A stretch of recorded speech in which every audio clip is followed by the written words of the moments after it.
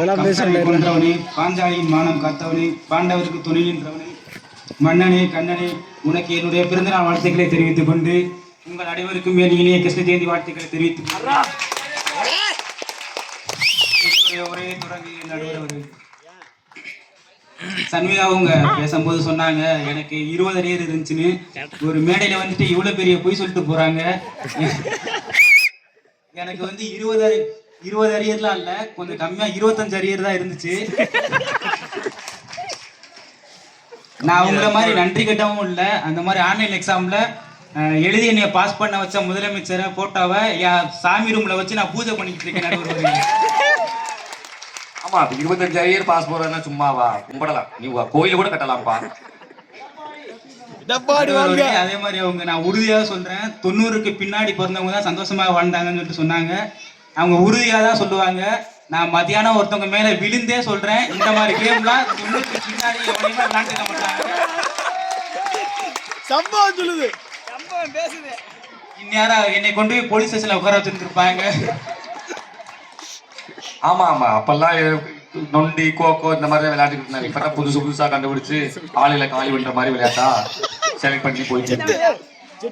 அதே மாதிரி அவங்க இன்னொன்னு சொன்னாங்க, ஸ்விக்கியில நாங்க உட்காந்து போன் எடுத்து உட்காந்தே சாப்பிட்டு உட்காந்தே கை கழுவி வந்துட்டு நீங்க இப்படி உட்காந்து சாப்பிட்டதுனாலதான் காலையில உட்கார முடியாம கஷ்டப்பட்டுட்டு இருக்கீங்க. நான் சுகர் வந்து நடக்கிறதான் சொன்னேன், நீங்க எதுவும் தப்பா எடுத்துக்காதீங்க. அதே மாதிரி அவங்க வந்து இட்லி தோசை இதெல்லாம் வந்து எங்களுக்கு வருஷத்துக்கு ஒரு தடவை சாப்பிடுற பலகாரம் தான் அப்படின்ற மாதிரி சொன்னாங்க. அந்த காலத்துல எங்கள்கிட்ட ஃப்ரிட்ஜ் இல்லைங்க ஐயா, அதனாலதான் நாங்க வருஷத்துக்கு ஒரு தடவை சுட்டு சாப்பிட்டு இருந்தோம். இன்னைக்கு நீங்க ஞாயிற்றுக்கிழமை ஆற்றமாவா அடுத்த ஞாயிறு வாரம் வச்சு யூஸ் பண்ணிக்கிட்டு இருக்கிறீங்க. ஏன்னா ஒரு வாரம் தானா, ஒரு மாசத்துக்குலாம் போயிட்டு இருக்கு. உங்க வீட்டுல ரொம்ப பாதிக்கப்பட்டு ரகசியத்தெல்லாம் வெளியே சொல்லக்கூடாது. அப்ப நடந்திருக்கு. அதே மாதிரி இட்லி உருவானதுக்கான ஒரு கதை ஒண்ணு இருக்கு, அதை மட்டும் சொல்லிக்கிறேன். சொல்லுங்க. அமாவாசை அன்னைக்கு நிலா வராது அப்படின்றதுக்காண்டி தான் அந்த இட்லின்ற ஒரு உணவை கண்டுபிடிச்சாங்க. அது என்னன்னா சூரியனோட வெளிச்சத்தின் உருவமா அரிசியவும் அந்த இருட்டோட இதோட அமாவாசைக்காண்டியா அந்த உளுந்தையும் கொண்டு வந்தாங்க. ஆட்டி வெள்ளையான மாவை எடுத்து வெள்ளையா தோசை இது இட்லி சுட்டு சாப்பிட்டு வந்தாங்க நிலாவுக்காண்டி. ஆமா, அப்பெல்லாம் ஆடி 18க்கு அந்த மாதிரி தான் பண்ணுவாங்க.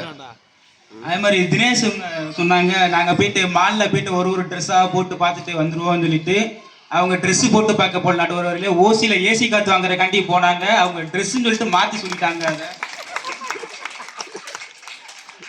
அதே மாதிரி சுதந்திர தினத்துக்கு பத்தி சொன்னாங்க, நான் அதை மறந்துட்டேன்.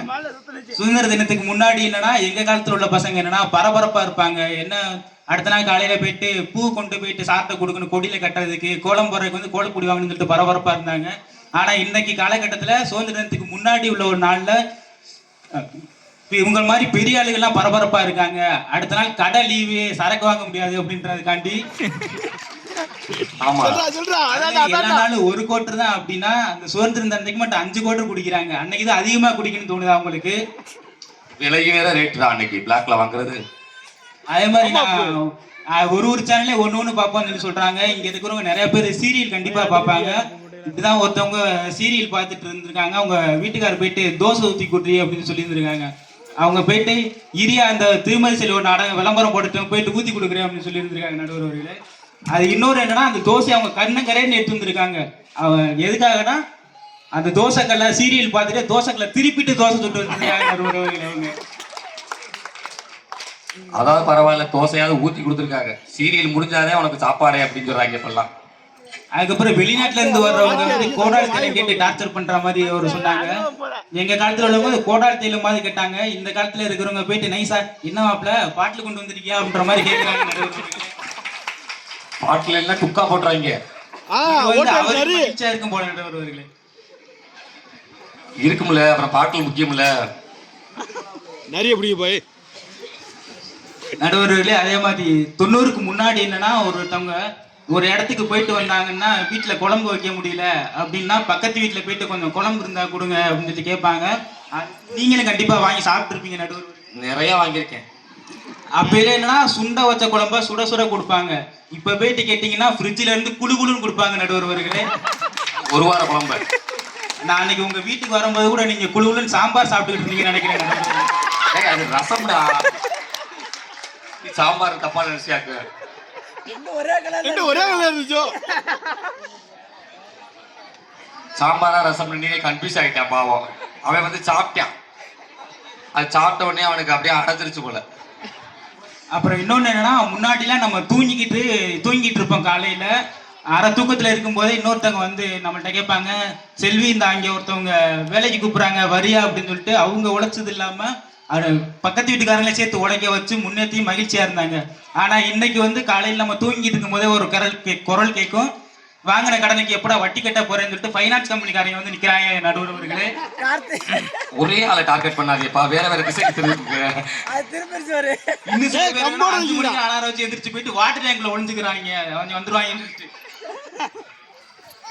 அதே மாதிரி 90ஸ்ல வந்து படிச்சவங்க எல்லாம் வாத்தியார் வந்து அங்க வர்றாங்கன்னா அப்படியே வாத்தியார் வர்றாரான்னு சொல்லிட்டு வேற வழியை மாத்திட்டு போயிடுவாங்க. இன்னைக்கு வாங்கி வர்றதை பார்த்துட்டு வாத்தியார் வேற வழியை மாத்திட்டு வர்றாரு நடுவர்களே. இதுல என்ன ஒரு வெக்கைன்னா, அதுல தினேஷ் அவர்கள் வந்து வாத்தியாருக்கு தான் படிச்சுட்டு இவர் வந்து அதை வாங்கி அந்த பக்கம் சப்போர்ட் பண்ணி உட்காந்து பேசிட்டு இருக்காரு நடுவர்களே. இந்த பக்கம் இருந்திருக்காங்க. அப்புறம் என்னன்னா, முன்னாடி எல்லாம் கல்யாணத்துக்கு என்னன்னா அரிசி போட்டு ஆசீர்வாதம் பண்ணிருப்பாங்க. பேர் அர்ச்சனை. அந்த அச்சதை போட்டு ஆசீர்வாதம் பண்ணுவாங்க. இப்ப என்னன்னா ஒரு நடைமுறையில ஒண்ணு இருக்கு, ஸ்ப்ரே அடிச்சு ஆசீர்வாதம் பண்ற மாதிரி ஒண்ணு. இப்படிதான் ஒரு கல்யாணத்துல என்னன்னா ஒரு மாப்பிள்ளைக்கு தாலி கட்ட போகும்போது கண்ணுல ஸ்ப்ரே எடுத்து விட்டாங்க.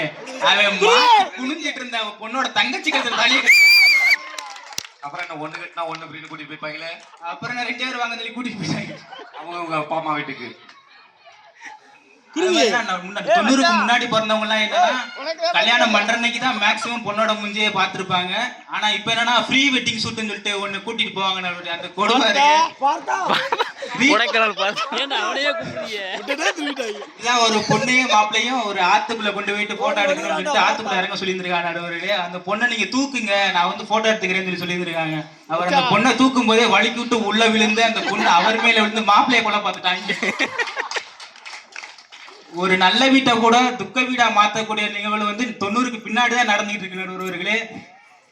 ஆமா, இப்பெல்லாம் ஃப்ரீ ஷூட்டு, அப்புறம் மறுபடியும் நிச்சயதார்த்தம் கட்டி பிடிச்சிட்டு உட்காந்துருக்காங்க போட்டோவா எடுத்துக்கிட்டு. அதே மாதிரி முன்னாடி எல்லாம் கணவன் மனைவி சேர்ந்து உழைச்சு வாழ்க்கையில முன்னாடி வந்தாங்க. இதை வந்து சொல்லும் போது உங்களுக்கு கேட்கும் போதுமே கொஞ்சம் நம்ம மகிழ்ச்சியா இருந்திருக்கும். இப்பெல்லாம் என்னன்னா ஒரு செட்டிலான பையனா பார்த்து போயிட்டு கல்யாணம் பண்ணிட்டு அவங்க போயிட்டு ஈஸியா உட்காந்துடுறாங்க. நல்லி பாதிக்கப்பட்டு போயிட்டு செட்டிலாகி உட்காந்துறாங்க. இதெல்லாம் பார்க்கும்போது எனக்கு என்ன தோணுதுன்னா, பாசின்கிற பாஸ்கரன் படத்துல ஒரு டைலாக் இருக்கும், டே மச்சான் நம்ம வேலைக்கு போகணுமா, வீடு வாங்கணும், கார் வாங்கணும், இவளுக்கு நோகாம வந்து நம்ம வீட்டுல உட்காந்து நொங்கு திம்பாளுங்களான்ற மாதிரி.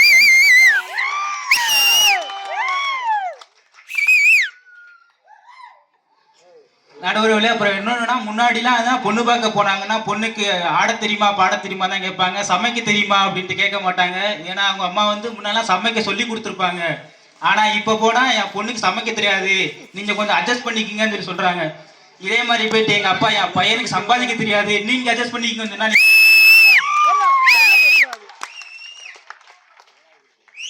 அதே மாதிரிலாம் முன்னாடிலாம் என்னன்னா ஒரு திருவிழா நடந்துச்சுன்னா ஒரு 2 பேருக்கு சண்டை வந்துச்சுன்னா ஊர்ல வந்து ஒரு பெரியவர் வருவாரு, டேய் யாரா அவன் கோயந்த மயனா போடா வீட்டுக்கு அப்படின்னு 2 பேரும் வீட்டுக்கு போயிருவாங்க. அதே பெரியவர் இன்னைக்கு வந்து சொல்லட்டேன், நீ யாரா எங்க அப்பா பேர சொல்றதுன்னு சொல்லிட்டு இவர் அடிக்க ஓடியாருவாங்க. அந்த மாதிரி காலங்கள் மாறி கோவிலு கெட்ட வார்த்தை திட்டுவாங்க. அடிக்கிறது மட்டும் இல்ல, கெட்ட வார்த்தை திட்டுவாங்க. முன்னாடி காலத்துலலாம் என்னன்னா கம்பெனிக்கு ஒர்க்குக்கு போனோம்னா அந்த உழைப்புக்கேற்ற ஊதியம் இருந்துச்சு, உழைப்புக்கேற்ற உயர்வு இருந்துச்சு நடுவர்களே. ஆனா இன்னைக்கு நம்ம ஒரு கம்பெனிக்காக வேலைக்கு போனோம்னா நம்ம உழைப்பெல்லாம் மேல இருக்கிறவன் ஈஸியா உறிஞ்சு தின்ட்டு போயிடுறான். இது வந்து அவருக்கு மகிழ்ச்சி தருன்னு சொல்லிட்டு அந்த கம்பெனி லைஃப் வாழ்ந்த கண்ணதாசன் அவர்களே அங்கே போயிட்டு உட்காந்து எனக்கு மகிழ்ச்சியா இருக்கு அப்படின்னு சொல்றாரு. இது எந்த விதத்துல நியாயமா இருக்குன்னு எனக்கு ஒன்றும் தெரியல. பாதிக்கப்பட்ட கதையெல்லாம் நிறைய சொல்லியிருக்கேன். அதே மாதிரி நம்மலாம் என்னன்னா கம்பெனிக்கு வேலைக்கு போயிட்டு வருவோம், வீட்டுக்குள்ள கம்பெனிக்கு வேலைக்கு போன உடனே நம்மளோட சூப்பர்வைசர்ல இருந்து மேனேஜர் வர செஞ்சுதான் அனுப்புவானுங்க. வீட்டுக்குள்ள வந்த உடனே முதல் ஆளா பொண்டாட்டி வரும், இன்னைக்கு உங்க அம்மா என்ன பண்ணாங்க தெரியுமா அப்படின்னு சொல்லிட்டு. அதே இதை தாண்டிட்டு அந்த பொண்டாட்டி சம்பாதிச்சுட்டு தாண்டி போறான்னா அவங்க அம்மா கிட்ட இருந்து வருவாங்க, இன்னைக்கு உன் பொண்டாட்டி என்ன பண்ணா தெரியுமா அப்படின்னு சொல்லிட்டு. இதுல மாட்டிக்கிட்டு சில ஆண்மகன்